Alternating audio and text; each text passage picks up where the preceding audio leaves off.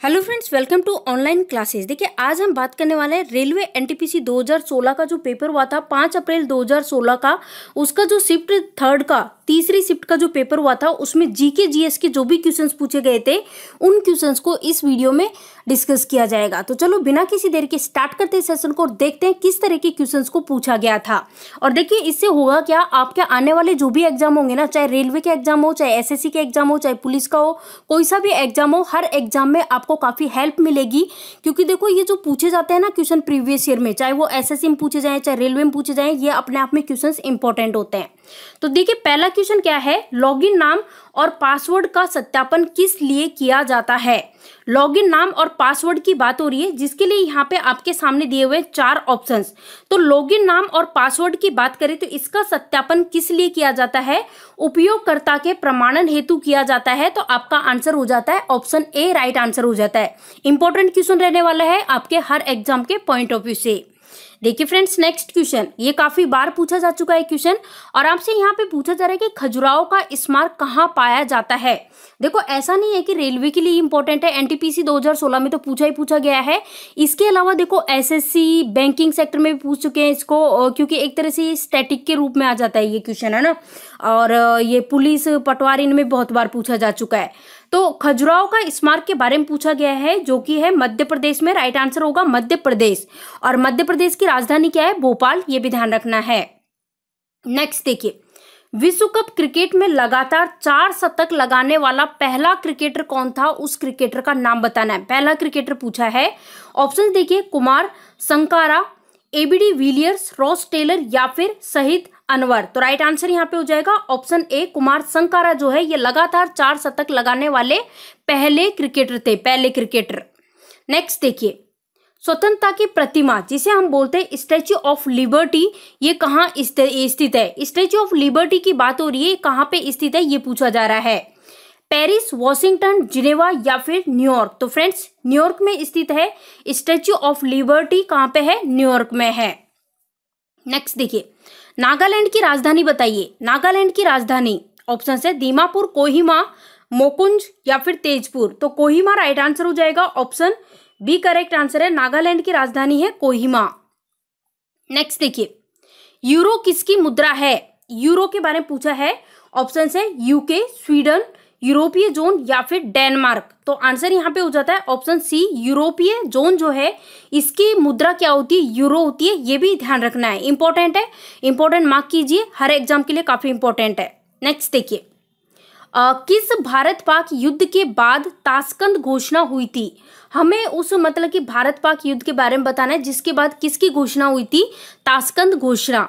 Option है 1947, 1965, 1971 या फिर 1999। तो आंसर हो जाएगा ऑप्शन बी, भारत पाक के बीच में 1965 में जो युद्ध हुआ था उसके बाद घोषणा हुई थी ताशकंद घोषणा। नेक्स्ट देखिए, भारत का पहला सुपर कंप्यूटर किसे बनाया गया। ऑप्शंस आपके सामने, आदित्य, विक्रम 100 या फिर परम 8000 या फिर शास्त्र टी। तो राइट आंसर हो जाएगा ऑप्शन सी, भारत का पहला सुपर कंप्यूटर पूछा गया है जो कि है परम 8000। नेक्स्ट देखिए, सिंधु घाटी सभ्यता के बारे में आपसे पूछा जा रहा है कि सिंधु घाटी सभ्यता की सबसे महत्वपूर्ण विशेषता आपको बतानी है, क्या थी। सिंधु घाटी सभ्यता की बात हो रही है तो फ्रेंड्स, ऑप्शंस आपके सामने है, 4 ऑप्शंस। तो देखो, सिंधु घाटी सभ्यता की सबसे महत्वपूर्ण विशेषता थी ईंट के बने भवन। तो आंसर हो जाएगा ऑप्शन सी, ईंट के बने भवन। नेक्स्ट देखिए, एनजीटी की फुल फॉर्म बतानी है। एनजीटी की फुल फॉर्म तो देखो, देखते के साथ आंसर आना चाहिए, इंपॉर्टेंट है। एनजीटी की फुल फॉर्म होती है नेशनल ग्रीन ट्राइब्यूनल। तो आंसर हो जाएगा ऑप्शन डी। नेक्स्ट देखिए, आपसे पूछा है कि भारत में कब ब्रिटिश साम्राज्य ने प्रत्यक्ष शासन के अधीन आ गया था, कब आया था ये बताना है। भारत में जो ब्रिटिश साम्राज्य के प्रत्यक्ष शासन के अधीन आया था, कब आया था ये बताना है। तो ये आया था 1858 में। भारत में 1858 में ब्रिटिश साम्राज्य के प्रत्यक्ष शासन के अधीन आ गया था, ऑप्शन बी। नेक्स्ट देखिए, स्वराज पार्टी के संस्थापक का नाम पूछा गया है। किसका पूछा है, स्वराज पार्टी के संस्थापक का नाम। ऑप्शंस आपके सामने हैं, सी राजगोपालाचारी, मोतीलाल नेहरू, लाला लाजपत राय या फिर महात्मा गांधी। स्वराज पार्टी के संस्थापक का नाम है मोतीलाल नेहरू। ऑप्शन बी के साथ हम जा रहे हैं। नेक्स्ट देखिए, इनसेट 3D एक उन्नत मौसम निगरानी प्लोड वाला मौसम उपग्रह है। तो इसको हमें बताना है कि इसको कब लॉन्च किया गया था। अब देखो कितने क्वेश्चन तैयार हो जाते हैं। इनसेट 3D के बारे में पूछा जाए कि किस तरह का उपग्रह है, तो ये जो है ये एक उन्नत मौसम निगरानी पोलैंड वाला मौसम उपग्रह है और इसको लॉन्च किया गया था 2013 में लॉन्च किया गया था, 2013 में। नेक्स्ट देखिए, पृथ्वी के तलीय क्षेत्र में भारत का हिस्सा आपको बताना है कितना प्रतिशत है। पृथ्वी के तलीय क्षेत्र में पूछा गया है और जब भी आपसे पृथ्वी के तलीय क्षेत्र में भारत का हिस्सा पूछा जाए तो आप कहोगे 2.4%। 2.4%, तो हम जाएंगे ऑप्शन बी के साथ। इंपॉर्टेंट मार्क कीजिए, इंपॉर्टेंट है। नेक्स्ट देखिए, आईसीटी की फुल फॉर्म बतानी है। आईसीटी की फुल फॉर्म बतानी है और देखो आईसीटी की फुल फॉर्म होती है इंफॉर्मेशन एंड कम्युनिकेशन टेक्नोलॉजी। क्या होती है? Information and communication technology. Option D इस क्वेश्चन का राइट आंसर है। ये देखिए नेक्स्ट क्वेश्चन, नासा का मुख्यालय बताइए। नासा का हेडक्वार्टर आपको बताना है, नासा का मुख्यालय कहाँ है? न्यूयॉर्क, वाशिंगटन, बोस्टन या फिर टेक्सास? तो राइट आंसर होगा ऑप्शन बी, वाशिंगटन। नासा का मुख्यालय कहाँ पे है? वाशिंगटन में। नेक्स्ट देखिए, कौन सी नदी है जो कि अरब सागर में नहीं गिरती? उस नदी का नाम बताना है। नर्मदा, ताप्ती, पेरियार या फिर महानदी? तो आंसर हो जाएगा ऑप्शन डी, महानदी जो है ये अरब सागर में नहीं गिरती है। तो हमारा राइट आंसर हो जाएगा अरब सागर में कौन सी नदी नहीं गिरती? इनमें से महानदी, क्योंकि नर्मदा, ताप्ती और जो पेरियार है ये अरब सागर में मिलती है। तो ठीक है, ये चीज क्लियर हो गई। देखिए नेक्स्ट क्वेश्चन, द्वितीय विश्व युद्ध में दुश्मन की पनडुब्बियों को ट्रैक करने के लिए विकसित प्रौद्योगिकी कौन सी थी? उसका नाम बताइए। रडार, सोनार या फिर इको लोकेशन या फिर लिडार? तो राइट आंसर हो जाएगा ऑप्शन बी, सोनार। सोनार यहाँ पे राइट आंसर हो जाएगा।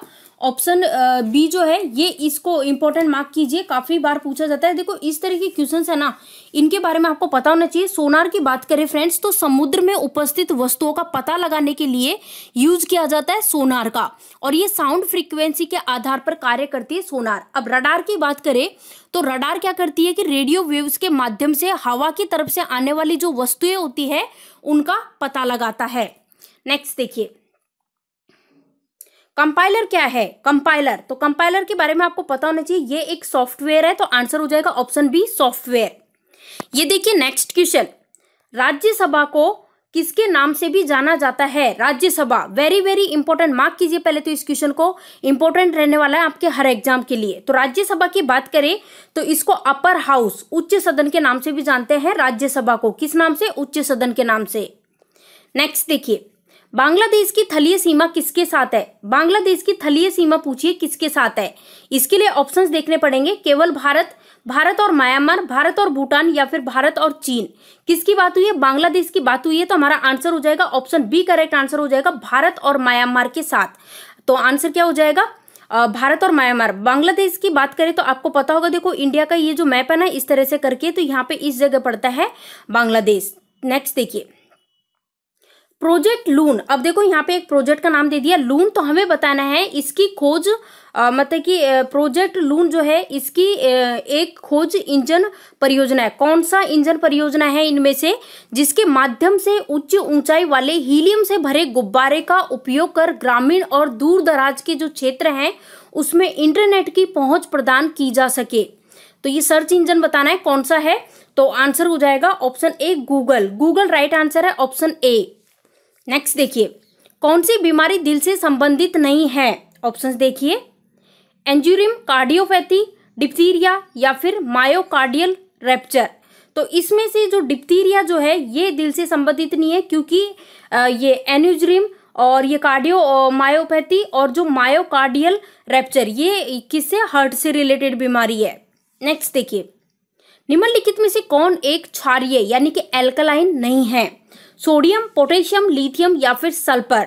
तो इनमें से ये जो सल्फर है ये एक क्षारीय नहीं है। तो आंसर हो जाएगा ऑप्शन डी।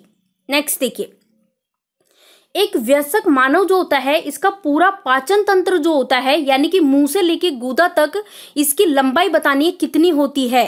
तो फ्रेंड्स इसका जो पाचन तंत्र होता है मुंह से गूदा तक इसकी लंबाई होती है 9 मीटर होती है। ध्यान दीजिए 9 मीटर आपको ध्यान रखना है। नेक्स्ट देखिए, नेक्स्ट आपसे पूछा गया है कि चलती लिफ्ट में व्यक्ति के वजन पर क्या असर होगा? काफी बार पूछा जा चुका है, इंपॉर्टेंट मार्क कीजिए इस क्वेश्चन को। बढ़ जाएगा, घट जाएगा, भार नहीं बदलेगा, या फिर बढ़ या फिर घट सकता है।